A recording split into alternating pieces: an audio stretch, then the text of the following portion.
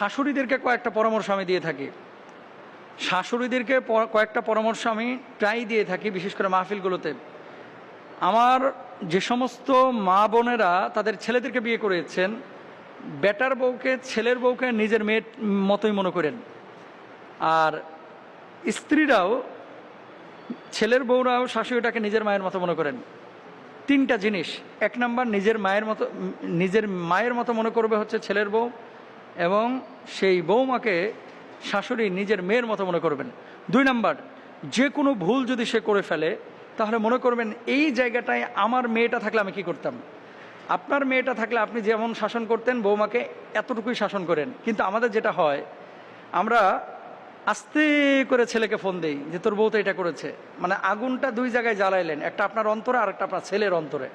তো এগুলো পিন মারা বন্ধ করবেন, এগুলো পারিবারিকভাবে অশান্তি তৈরি করে।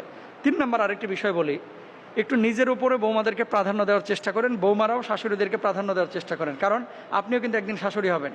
অনেক সময় নিজের ভালোটাই দেখি, আমি ঝাল পছন্দ করি না এই জন্য ঝাল দেওয়া যাবে না, আমি লবণ পছন্দ করি না এই জন্য লবণ দেওয়া যাবে না, আমি তেল পছন্দ করি না এই জন্য তেল পছন্দ দেওয়া যাবে না। বৌমারও তো কিছু পছন্দ অপছন্দ থাকতে পারে, এই জিনিসগুলো কিন্তু আমাদেরকে খেয়াল করতে হবে।